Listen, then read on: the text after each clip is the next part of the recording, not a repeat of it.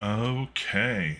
Hey, it's me, Gabriel. I'm here at Watcher DM, and I'm continuing my daily 1 hour at least stream where I prepare A2 Secret of the Slavers Stockade for use with OSE. I mean, all I'm doing is trying to get this adventure down to like a manageable roar.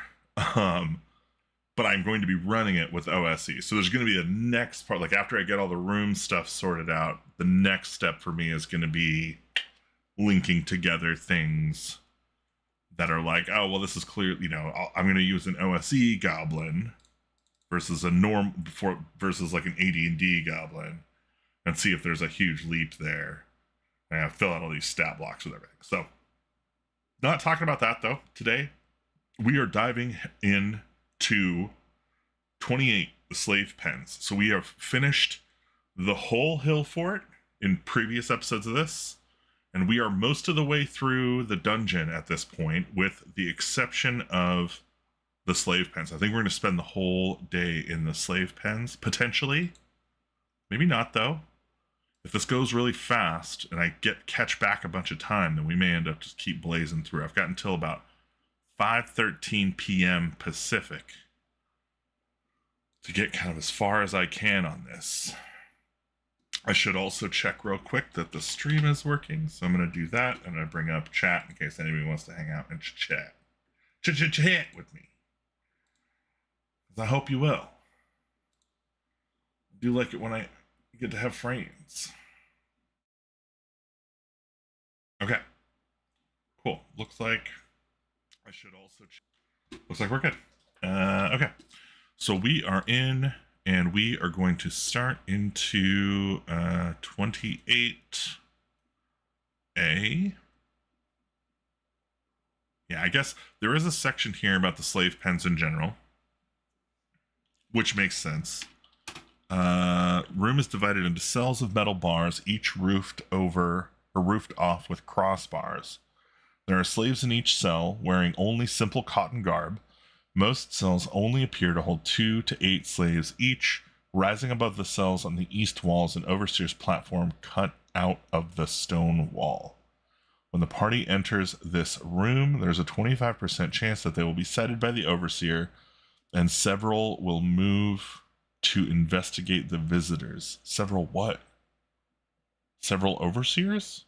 Overseers, I see. This area is used for holding and displaying slaves. Newly acquired slaves are brought in and fed nourishing food and given plenty of water to restore their health and appearance after the long journey from their homeland. They are then sold to various slave merchants who transport the slaves to different markets and sell them. Okay. So it's pretty unclear. I guess here I can just say, like, divided into cells with metal bars and crossbar roofed. I'm not going to worry about the, I guess 2 to 8 slaves per cell. And then stone. What is it? Platform above cells in east. And I guess I usually do this. So I usually go east wall, stone platform above cells. Overseers. Doesn't say how many. So we'll see if maybe one of the other places here kind of fills that in. If not, we might just have to say, like, oh, there's a bunch of overseers, but like, there's got to be stat blocks for these overseers, right? Right? There's got to be stat block. Yeah. Here's the overseer's office. There are 7 stairs lead up to this platform. There are 7 overseers, and 2 are gnolls. Okay. Interesting. Interesting. Okay, so it says that there are 7 overseers.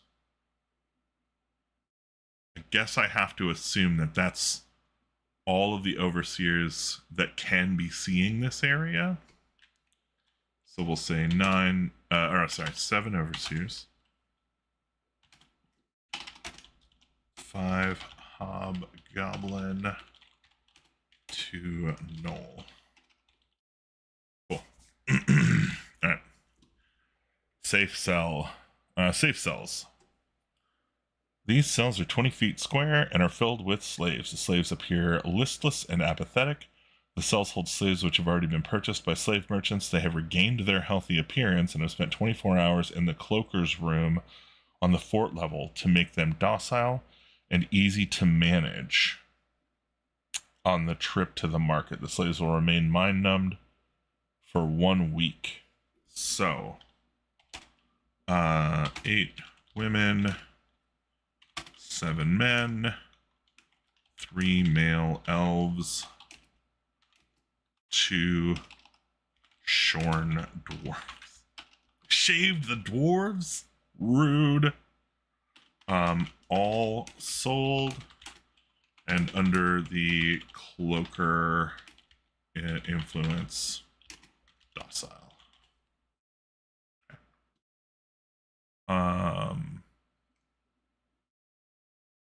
Yes, healthy. They're healthy. Fine. Cool. Oh man, these are gonna go so fast. I'm so stoked. You see how I can tell now? I'm looking at the at my screen on the YouTube, and I can tell this thing is just tilted as F. Like it's just so bad. The scan job on these, brutal. I feel like you could reproduce this like pretty easily. Just retype it up and do a new layout pass and call it good. Like I wouldn't even, wouldn't cost you a couple of days to republish this properly. Crossbar roofs, that's fine. Slaves for sale. Yeah, do it. Go nuts. Do the thing. 2 shorn dwarves. All right, cool. 28B. This cell holds 6 women, 10 men, 2 halfling males. Woof. I can spell and stuff.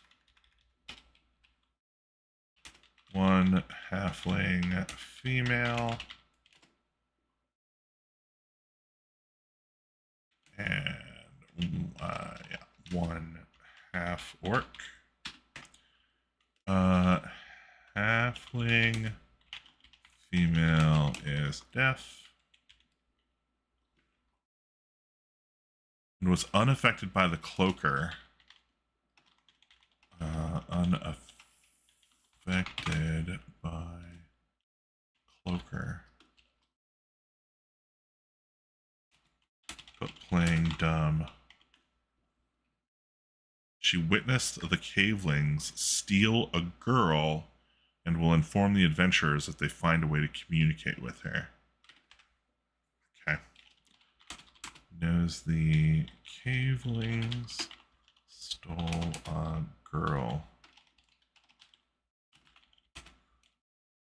Tell the PCs if they can calm somehow.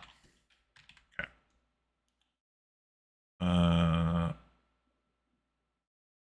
Yeah, I think this holds true for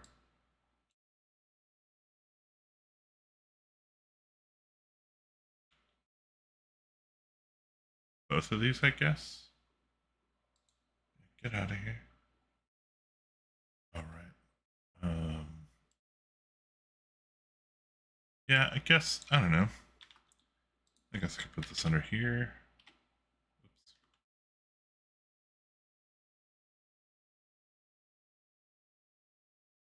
Woof.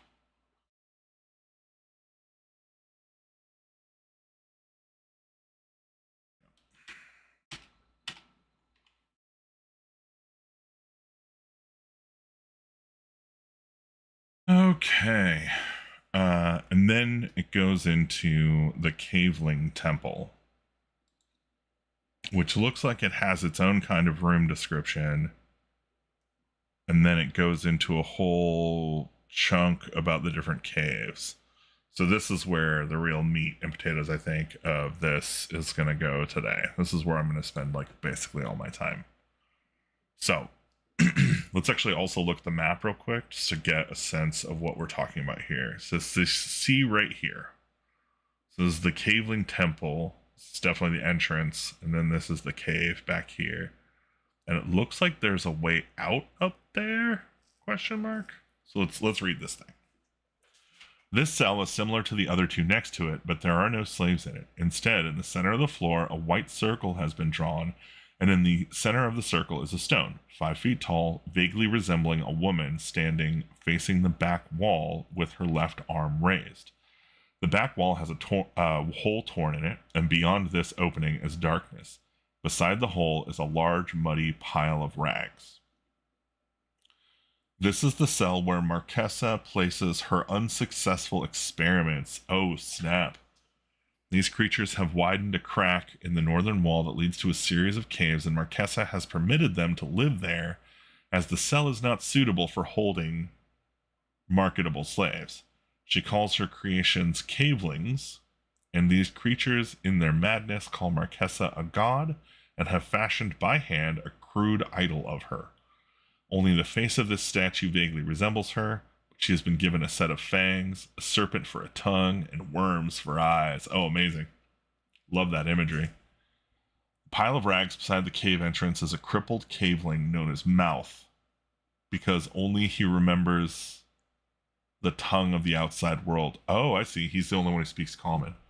Mouth has no legs, but his arms are 4 feet long, and he has 2 opposable thumbs on each hand, and can walk swiftly on his hands. Mouth will stir himself if characters approach him and ask in a gravel voice, "Be ye the thrice cursed messengers? Woe to the world now." I love that. This guy's awesome. I wish he could appear earlier. He will then break into a lament. Mouth is slow-witted and will not offer any real information, but will spit on each character as he or she enters the cave. Mouth is the warning system for the cavelings that intruders are about. He sounds the warning with a loud hoot. The cavelings have managed to loosen one of the bars to cell 28B, okay, and can slide it aside and enter the safe cell. Periodically, they will sneak out of their caves and steal one of the slaves to carry back to the cave to eat. Woof. We're getting dark here.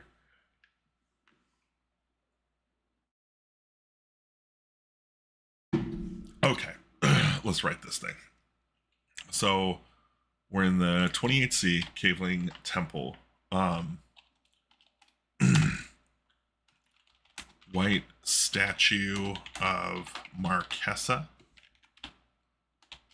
But she has fangs, serpent tongue, and worms for eyes. This was hand sculpted by her failed experiments. Cavelings. Also, pile of rags. What does it say here? So instead of center, the white circle has been drawn. Yeah, I don't know. Does the white circle matter? I don't think it matters. 5-foot stone, vaguely resembling a woman, facing the back wall with the left arm raised. Also don't know that the left arm matters. Black wall is a hole torn in it. So I guess what I'll do, usually I try and do this, like north wall, large hole leads to caves. Yeah, I don't think that's that interesting. Okay, beside the hole is a large muddy pile of rags. So I should put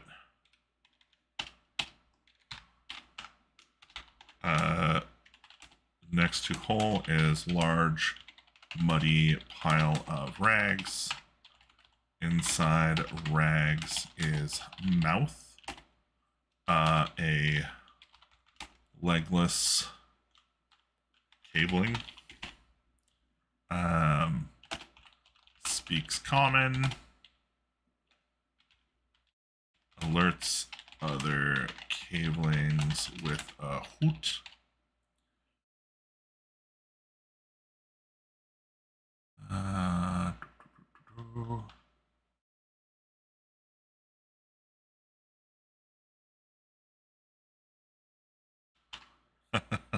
Yeah, I've got to keep this be the thrice cursed messengers. Woe to the world now.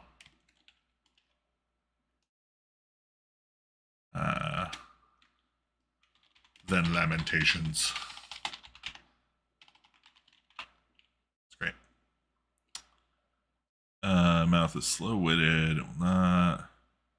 Yeah, I guess spits on intruders.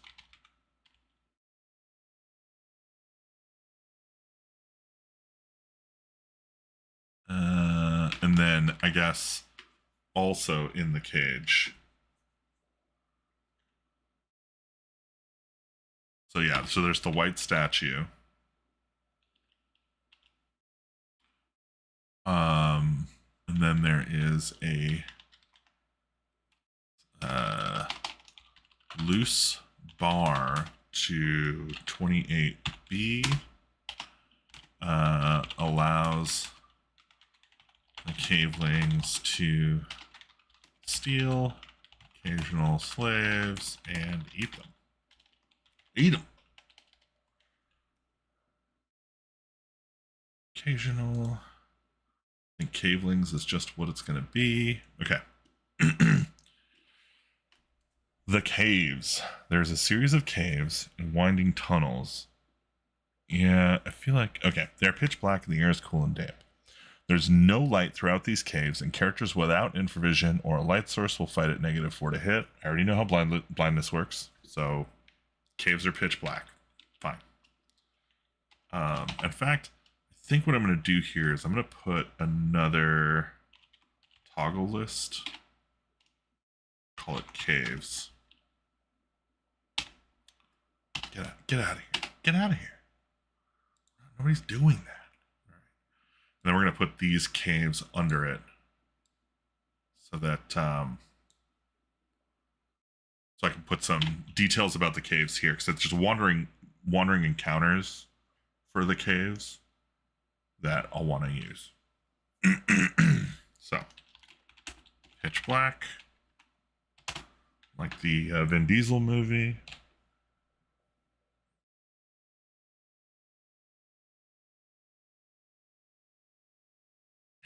Meander and form a labyrinth, although it doesn't look like a labyrinth on the map. There are stone ledges, stalagmites forming pillars, and trickles of mineral water forming slick patches. These caves are inhabited by the cavelings and other cave-dwelling creatures as well. The DM should check once every 2 turns for of travel encounter for a 1 on D10. Okay. I think for an encounter, his 2 turns of travel for an encounter. They put it in the wrong order. So I like stone ledges, stalagmites forming pillars, and trickles of mineral water make slick patches. That's all pretty cool stuff. Check encounters 1 in 10 every 2 turns. And then here, we're going to put this, I'm going to put it in a table. I think we don't need a list item here for this table. And we got 12 entries, so 6, 7, 8, 9, 12. Great.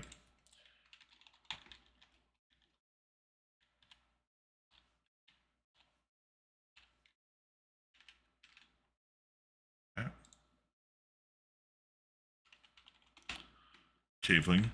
DM's creation. I'll make up a caveling. Classic. Become lost. Okay.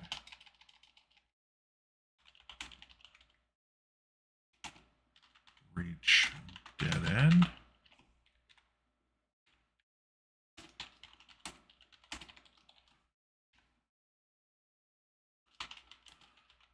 Cave beetle.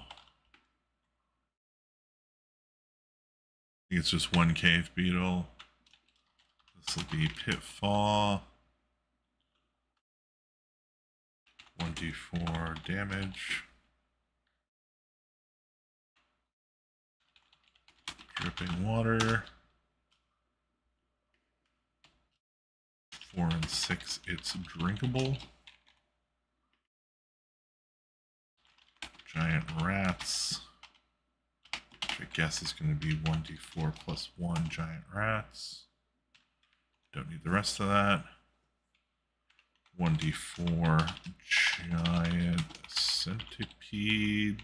Centipedes.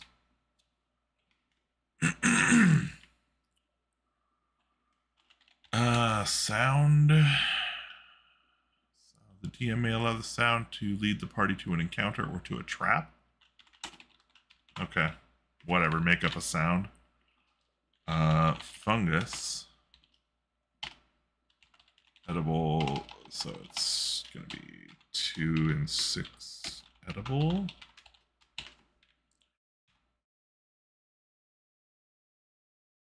Okay. Stone chips. Might be used as tools or weapons. Fine. 1d2. Cave spider. Fine. And 1 cave lizard. Dave lizard. That'd be cool.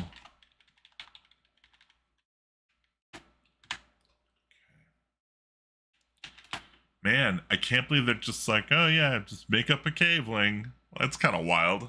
That seems like an opportunity for like a crazy D66 table or something where you're just like, yeah, roll some attributes for this caveling. Cool stuff. All right.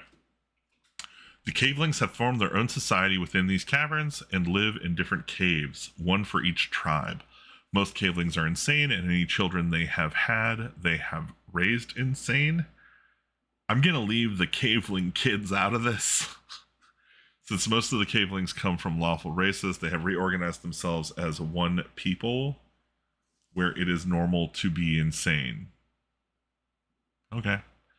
Each caveling tribe serves a purpose in the community. There is the tribe of leaders who help decide how new arrivals should be treated and direct the activities of the others. There's the tribe of warriors who practice mock combats and are supposed to defend the cavelings from slavers and go on raids to the safe cell.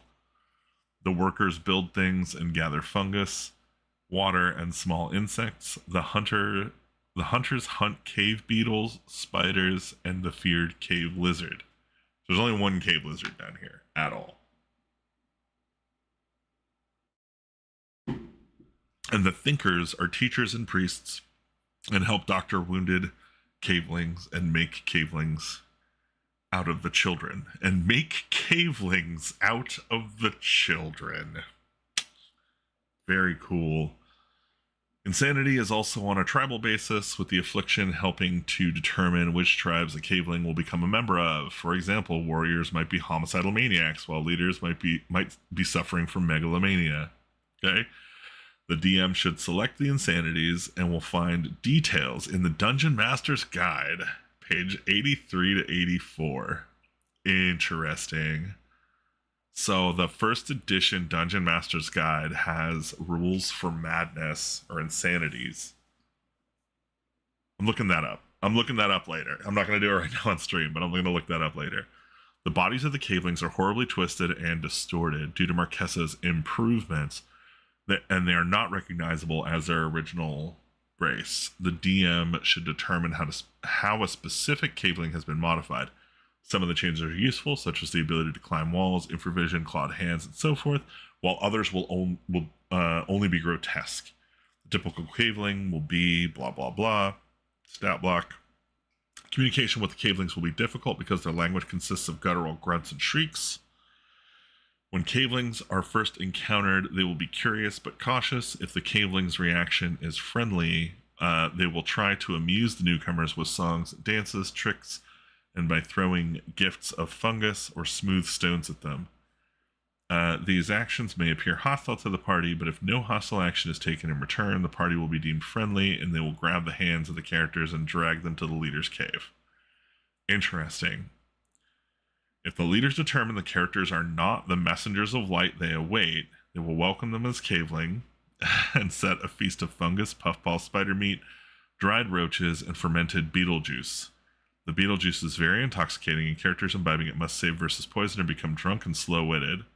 Drunk characters will fight at -2 and a bunch. Okay, whatever. There will be much dancing and hooting, and then the thinkers will be sent for to make the newcomers into cavelings. To make a caveling, the thinkers will attempt to surgically alter the form of the character. A character must make a system shock roll to survive the completed operation. Several encounter areas are provided below with information about certain personality details. The DM should create the characteristics of the other cavelings. The caveling reactions are left to the DM's decision, but they are so random and insane because they are so random and insane. Okay. I didn't think I was getting into this right now, but I guess we're getting into this right now. So, geez. Okay, so I've got, it's dark in here. Whatever, there's stuff in the room and encounter checks, great. But also, put this up here. But also, the cavelings are tribal and have a caste system, while also being insane. Check for insanity rules in OSE or hand wave it. That's fine. Okay, so they're tribal. If PCs are deemed friendly, they will be given a feast and turned into cavelings. Yeah. I don't know. Check for system shock rules. I'm pretty sure there are no system shock rules in Old School Essentials. Otherwise, use save versus death maybe to survive conversion. I.e.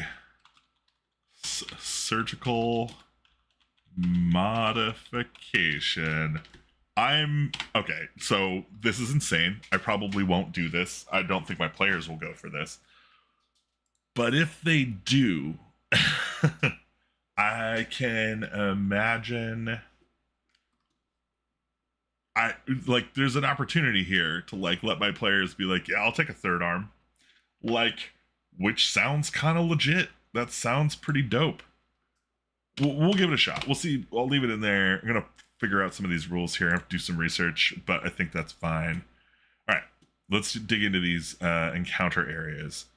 Workers' Cave. I guess the rest of this stuff, yeah, that's fine.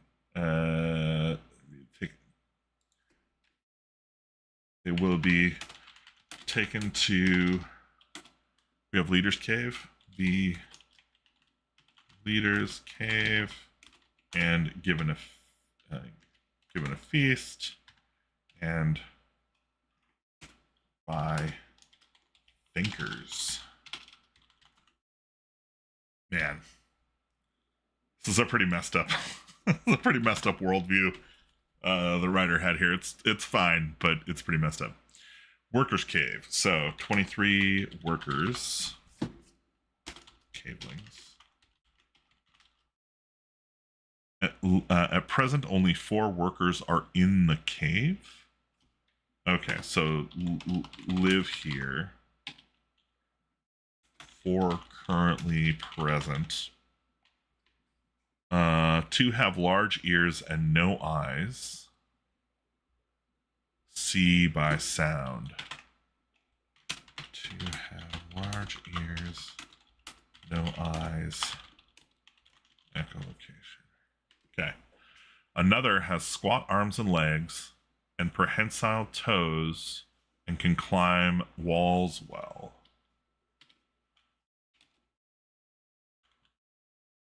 Squat arms and legs.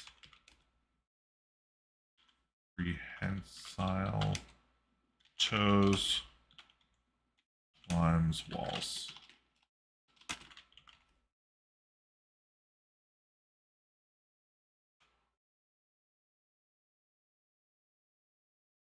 Is echolocation? Echolocation is one word, isn't it? Or like hyphen. I asked just one word. Okay. Prehensile toes. Cool. All right. These 3 are sitting on their haunches and licking clean the various fungi and beetles they have caught. The 4th caveling is known as the Rat Master. He has infravision, thin clawed hands, whiskers, and a long bare tail. This caveling can talk to rats and command them to forage for him. This has gained him much prestige with the cavelings. He sends parties of these creatures out through the rat holes to attack lone creatures and bring back either food or small items they can carry. He is talking to 3 giant rats at present. He has a rusty dagger. Okay, so Rat Master talks to rats, can command them.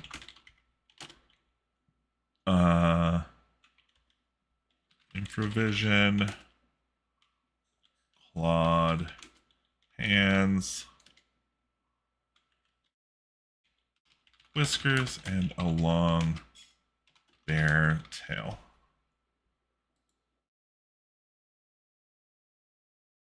Yeah, of course it's not. It's not a real word.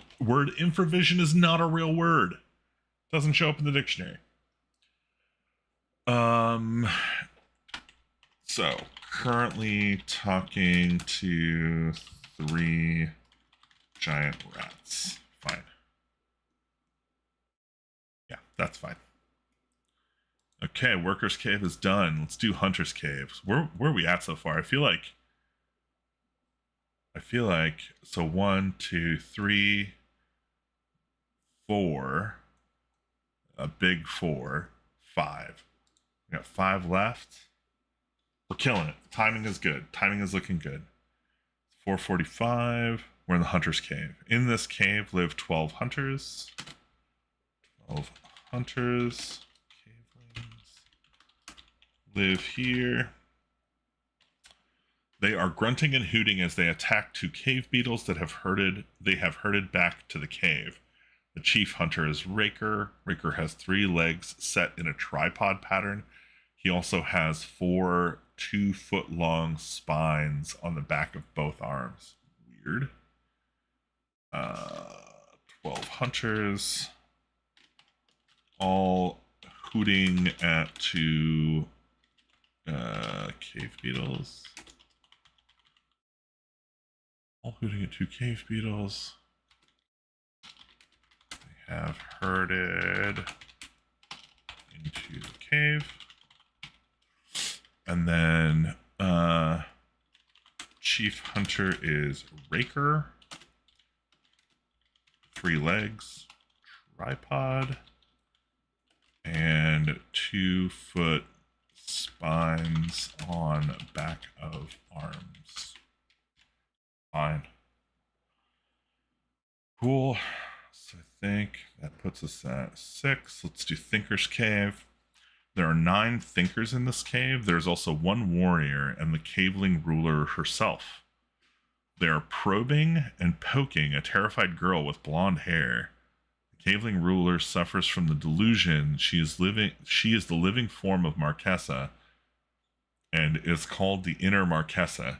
Oof. She hates all intruders and fears they want to take her power away. This girl looks too much like Marquesa to her, and she wants her destroyed as a false god. The thinkers are examining this demand. Inner Marquesa has only 3 fingers on each hand, long thin legs, and fang-like teeth. She's wearing a breastplate made of stone plates. Okay. Jabber, her lover, has a mouth 6 inches wide with a frog-like tongue and is missing 1 hand, which has been replaced by a bony, spear-like formation. To draw these guys, man, these are sick. Okay, so we got 9 thinkers.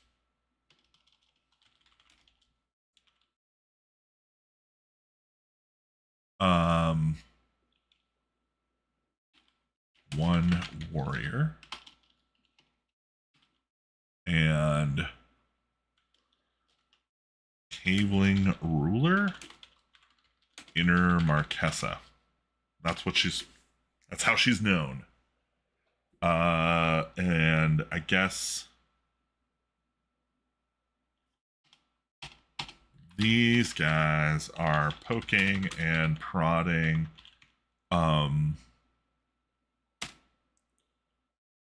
terrified. Now they kind of have, so this whole thing earlier about 28B, this halfling knows the cavelings stole a girl. I'm gonna change this to a woman because we have stuff about child endangerment. Like, we're not really interested in doing stuff with like putting kids in danger and stuff. So we just skip it and put in terrified woman who looks too much like Marquesa. That's fine. Caveling ruler has a stone breastplate. Weird. And then it's kind of strange here. It talks about Jabber as her lover, but it doesn't really clarify. So I'm just going to assume that he is one of the thinkers. Jabber. Does it actually say what her name is? I guess she is called the Inner Marquesa. Okay. Let's change this around a little bit. Let's say Inner Marquesa, caveling ruler.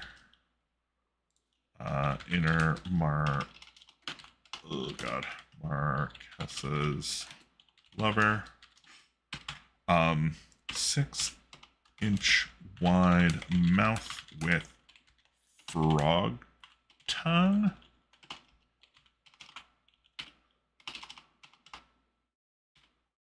Missing hand, replaced with bony spear. I love how they're like a bony spear-like formation. Like, did we need like formation? Like, can we just call it a bony spear? I think we could do that. I think we can get away with that. Oh, wait a minute. I bet Jabber must be the warrior, right? It's got to be the warrior. Why else would the warrior be here? This is the guy. Jabber. Yeah, we'll do this. Yeah, that's fine. And this one goes in. Inner Marquesa, caveling ruler, stone breastplate. 3 fingers on each hand. Long, thin legs, fang-like teeth. Cool. Oh, whoops. All right. And into the warrior's cave. All right, I think that was 7. Is that right? Let's count again. So we got 1, 2, 3, 4, 5, 6, 7, 8. Okay. So we're going to be done with the cave section by end of stream. And that's what we're getting done. So 5 warriors.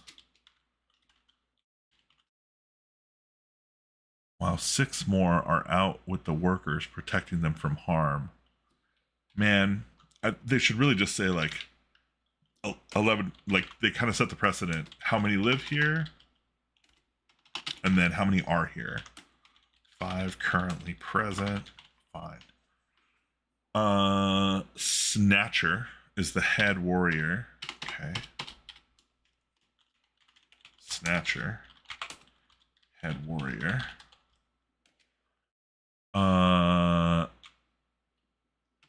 Has 4 arms.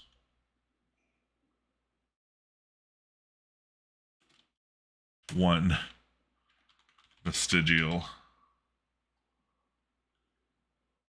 I like that. That's actually really cool. These warriors are making stone clubs by chipping and shaping broken stalactites. Fine. That's pretty easy. Making stone clubs with stalactites. Stalactites. All right, cool. All right, last room in the cave. We are in the leader's cave. There are 4 leaders all sitting around in this cave. Though all consider themselves leader, they all accept Whisper as their spokesman. Interesting. Whisper has an enlarged head, a small sphincter-like mouth, and tentacles with suckers instead of arms. Love it. Whisper speaks in barely audible whispers, but can telepath any creature, understand their thoughts, and send his thoughts. If outsiders are brought before them, the leaders will ask a series of rambling questions through Whisper. There is a caveling legend that states that the gods will one day send messengers of light to destroy the evil outer Marquesa and lead the cavelings back to the bright place, the surface world. If the party can somehow prove they are the messengers, it is likely that they can lead the caveling revolt against the slavers. Okay, I have just fallen in love with this adventure module. I didn't know this was going to be a revolutionary tale, but I'm in. I'm fully 500% in. I had to get all the way to page 32 out of 44 to get there, but worth it. Worth the journey. So 4 leaders. That's fine. I don't need to talk about what all that is. Whisper, the spokesman. Enlarged head. Small ass mouth. I guess we should call it sphincter-like mouth. I guess we can just make these each their own. It's great. Suckered tentacles instead of arms. Okay. And Whisper can telepath.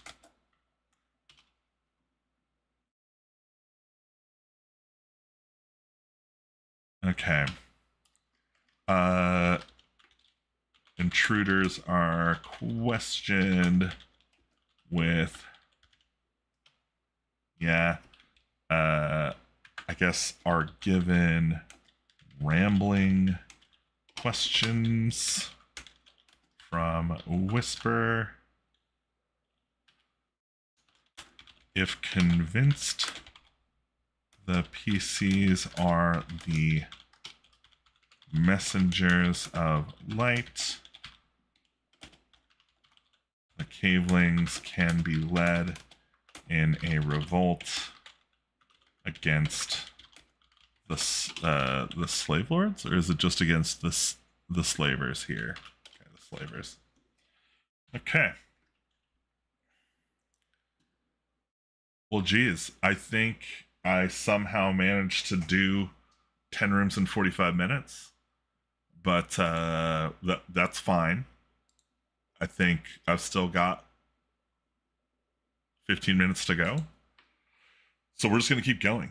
Now, the cool thing is the slaves in these cells have not yet had their spirits broken. They are afraid, but can be talked into revolt and escape. 1/4 of the slaves can fight. The rest of the slaves are either too young, too old, haven't the inclination, skill, or knowledge for fighting. The slaves are of assorted age, race, and sex. Some of the slaves' personalities are described below, and the DM may use them for models for other slaves. Okay. So, yeah, I'm not going to worry about that too much. We're just going to go ahead and write these down.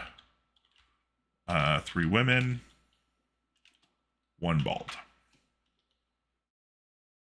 Easy. Yeah, so I'm going to snap through these so fast. 5 elves. Why did I write 5? 5 elves. 1 is pregante. Pregnant. Pregorant. F. We've got 6 men. 1 is pot-bellied and gray. He is a merchant who will gladly pay a ransom of 300 platinum pieces if returned to his home in the southwest. He cares only for himself and his own well-being. I like this. Also, one of them is pot-bellied and gay. I think is better than being gray. We got a bear in here. He is a merchant who is a merchant. We'll pay 300 platinum pieces for safe return to home in the southwest. Now, southwest, we're up in Greyhawk. Oh, we had this before. Highport. There's Highport.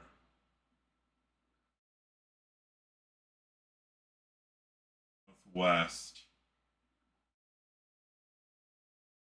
I wonder if he's in Grirax or Monmerg. Doesn't really say. It just says he's a southwest. Oh well. I'll pick a place. Yeah, that's fine. Okay, cool.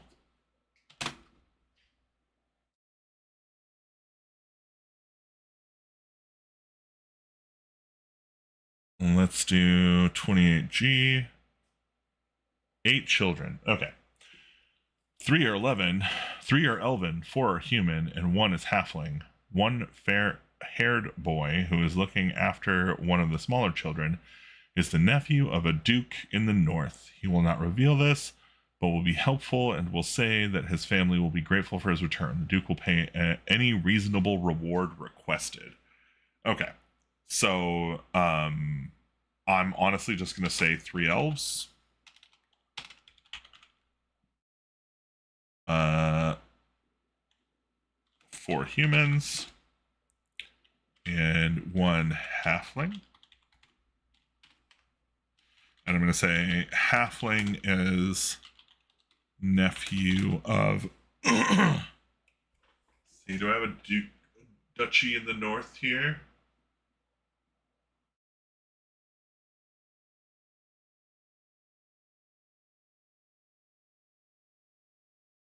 a nephew of the Duke of 10.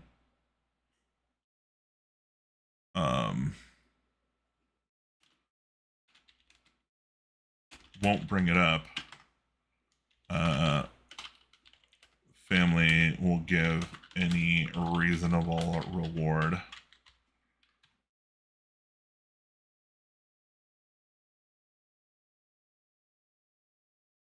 Fine. Great. All right, 28H, 6 women, all human and strong workers. 6 women, strong workers. All right, 3 halflings and a gnome who has been badly beaten. 3 halflings, badly beaten gnome.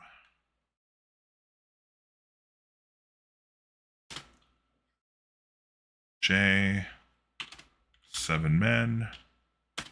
1 claims to own land in a northern province, and if he has returned, he will pay each as much treasure as they can carry. The man is abandoned chieftain, and his home is a recovered fort. He intended to make sure he doesn't have to fulfill his promise, and will make sure, once he has returned home, that his rescuers will not be able to carry much of anything. Rude. One of them is a bandit chieftain of a, what is it?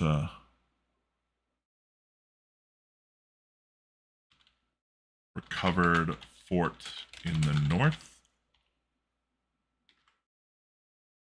I'm just going to make this its own list item. Intends to betray rescuers if they take him back.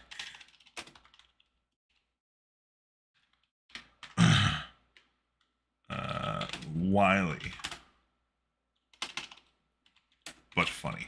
I really like the idea that like he's a likable jerk. You know, he's just kind of like he wouldn't be able to swindle the party if he wasn't somewhat likable. All right, 28K. How are we looking here? 52 minutes ago. That means we got 8 minutes left. Can we do the last bunch in 8 minutes? That's kind of a lot. 28K. 2 very powerful, nasty-looking men. 2 men. Powerful, nasty-looking. L. 3 women and 4 human children. We're just going to say 3. Actually, I'm just going to make it 6 women, 1 man. All human. 28M. 5 men and 1 male halfling. 5 men, 1 male halfling. One of the men is looking to win the favor of the overseers and will call out to them about any rescue attempt. 1 male human will call out to overseers to alert rescue attempts. Bootlicker. 28N. 3 dwarves tied back to back in the center of the cell. 3 dwarves tied back to back. Okay. 28O. 8 halflings, 3 are female. So 5 male halflings, 3 female halflings.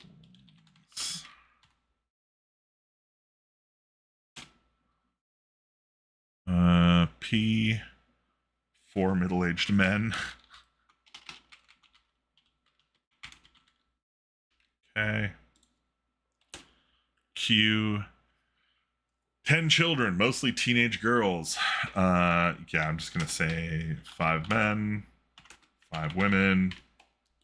No kids, no teens. Not doing that.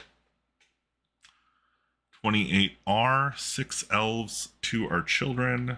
Just say 6 elves. 28S, 3 men and a woman. 3 men, 1 woman. The woman is desperate to survive and return home and is prepared to do whatever is necessary to reach that goal. Weird. Very fucking weird. Weird way to say that. I'm pretty sure everybody here is desperate to get home. Everybody would do whatever is necessary to get out. What are we talking about? Weird. T. 1 man sitting bound in the center of the cell. He appears lithe and limber and is a first level monk. Ooh. 1 man. Monk. Bound.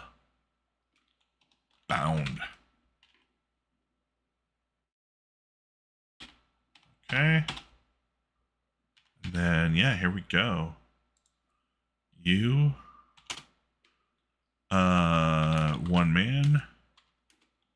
3 women. Barbarians. Okay. We've got the overseers next. So stairs lead up to a platform. There are 7 overseers, which actually, you know what? Now that I think about it, I think I wrote this up into this here. Whoops.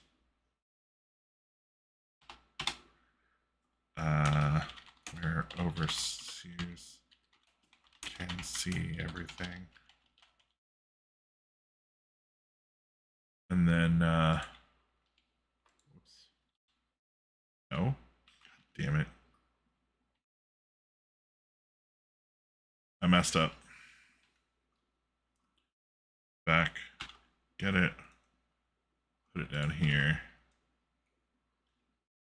This. For overseers. We get down to overseers.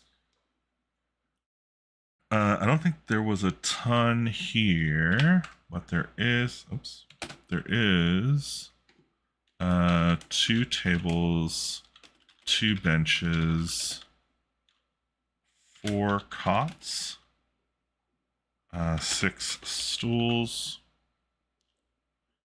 Sets of keys to the rows of cells are hung on 3 different pegs in the west wall. So we'll say west wall, pegs with 3 sets of keys. No problem. The overseers have been drinking wine from a cask and have been swapping tales. So there is a cask of wine here. And we'll investigate any trouble on the floor. Each carries 2d6. Okay, so I guess 2d6 GP each. 25% chance gem worth 100 GP.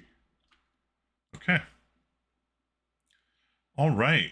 We did it. We got all the way through the whole slave pens all in one go with all the caves and everything, including the caveling nightmare. Oh my god. I had to delete so many kids. So nuts. All right, cool. Well, hey, if you like this, I'm going to be doing these prep sessions until they're done, which I'm almost done. It looks like maybe I've got like 1 more prep session to go. So fingers crossed, we'll get through this pretty quick. And then once I'm done doing the room outlines, I'm going to be going through the process of doing monster stat blocks and some other stuff. If I have time, I'm going to try and actually make some terrain to do some of these battle maps. Because actually, I really like the battle maps in this adventure. Like this one here, or like the Marquesa fight. Let's see if we can find the Marquesa fight. I think she's in Marquesa's laboratory. Like this would be sick to make in terrain. So I think I'm probably gonna try and do that. Make some foam terrain so we can use the minis and stuff. And yeah, if you're interested in that sort of thing, or making stuff, Watcher DM makes all kinds of weird crap. You can find it on line@watcherdm.com. You can go join the Patreon, where I just released a Cursed Scroll 2 one-page dungeon. The second one that I've done, the Prison of Gory Manu, for Shadow Dark. And yeah, just go check out our stuff. We've got a Kickstarter coming up, A Privatized Little Hell. It's coming out like July 31st. It's not going to be huge because we're like not huge, but if you support us, maybe we get huge. It should be a really cool adventure. It's like 16th level, delve into hell, basically trying to heist a guy out. It's kind of a black comedy. And yeah, I hope to see you around.